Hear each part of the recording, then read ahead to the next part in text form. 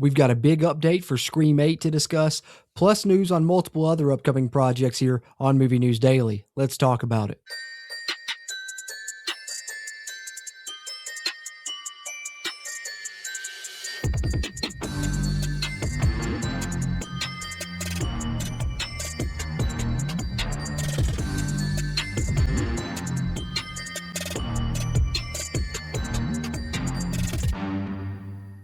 What's happening? What's happening? What's happening? Welcome back into JC's Movies, where you can see all kind of movie and TV show content with me, JC, especially within the superhero, comedy, and horror genres. So if you're a fan of those, be sure you hit that subscribe button. That way we can talk some movies together, and you can get these movie news updates directly into your feed every Monday through Friday, as I put out the movie news show every weekday here on the channel. That helps me out, and you can also help out just by hitting that thumbs up button. That way this video hits the YouTube algorithm and finds other movie fans like you and me. With that out of the way, let's talk about today's updates. And no need to bury the lead as we start off with the big update for Scream 8, as Kevin Williamson will not be returning to direct.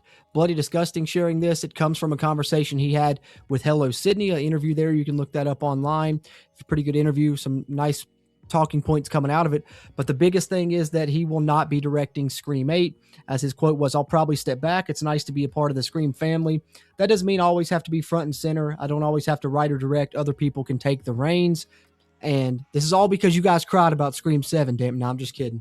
I know everybody didn't feel the same about the movie, and that's fine. But I will say, regardless of how you felt about the movie, I thought it was beautifully directed. I loved a lot of the shots in the movie. I loved the chase scenes. I loved the use of shadows. And, you know, I won't wax poetic about it too much here. You can watch my review to hear me talk about it. But it was the most Wes Cravenish, most true to Scream I felt in a long time in the franchise. Had moments that literally gave me goosebumps and giving me feelings that I hadn't had since those first couple of films. And I think a lot of that was because of Kevin Williamson's direction. So I'm really disappointed in this personally. But I would love to see Kevin Williamson come back to at least write it. But who knows? I wouldn't be surprised at all if they get a new writer and director combo. But let me know who you'd like to see write or direct Scream 8 in the comment section down below, now that we know that Kevin Williamson won't be returning, it sounds like. And then while we're talking horror, we talked about From and the release date being April 19th, but here is the release schedule as well. It's going to come out every week there from April 19th on, all the way up until the finale on June 21st. So that's when we get the finale of season 4 of From. So we're going to get 10 episodes here in season 4, running from April 19th through June 21st. And previously, we talked about The Boys release schedule on a previous episode of Movie News Daily, and it is the final season. And it sucks that The Boys is ending, but we're still getting shows within this universe because, lo and behold, the Vought Rising prequel that I'd almost forgot about is coming after The Boys is over, and it has wrapped filming. It's going to be set in the 1950s, and it's described as a twisted murder mystery. So I'm all over that. That sounds like it's right up my alley here. Vought Rising, The Boys prequel, will be coming out sometime in the future. Filming is now wrapped. And then some good news here for fans of movie theaters. As we're trying so hard to keep those alive, try and go there as much as I possibly can. Hopefully you all do as well. But Universal Pictures is extending their theatrical windows in a major strategy reversal. This is awesome.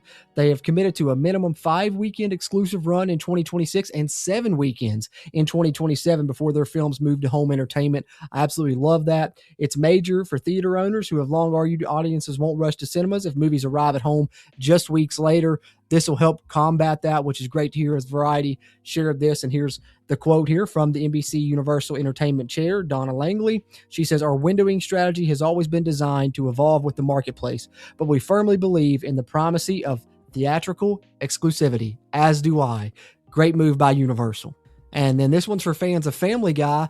How about a spin-off show coming? Fox has given a 2-season order to Stewie, as Deadline shares this, which is a spin-off centered on the Griffin's evil genius toddler son, and it is going to follow Stewie in preschool and explore time and space travel. That's interesting. Of course, Seth MacFarlane still coming out with this one, and it's going to premiere on Fox during the 2027-2028 season and will stream next day on Hulu and internationally on Disney+. And then this one may be more expected, but still news for Man of Tomorrow. Any news that I get at this point for that or any DCU news, I'm going to try and talk about it. And we have it confirmed that the Daily Planet will yet again be featured in Man of Tomorrow, as James Gunn shared this post here on social media. You see a couple pictures, as he says, back home for a tech scout, and it'll look back like itself soon enough once they get the set dressing done, set decoration done, and all that. And the Daily Planet will be back for Man of Tomorrow. And then just lastly, of course, as I've been wrapping up the show with this each day here on Movie News Daily, how about a little on this day in movie history for March 12th? Some movies that released on that day, as I've been sharing this on my Instagram and on X there. And if you want to follow me on X, I'd really appreciate that as I try and build that up, as you see my handle there on the screen at JC's Movies. But some movies that were released on March 12th. Back in 2004, we had Secret Window. Back in 2010, you had the hilarious She's Out of My League. And then in 2016, you had Hush.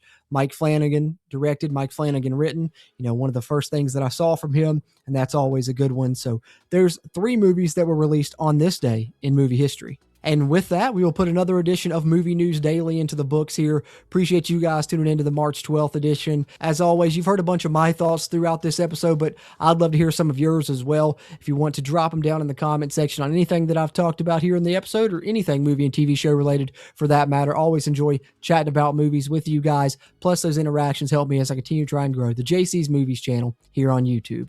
I'd really appreciate that, just like I appreciate you tuning into this one, and I will catch you on the next one.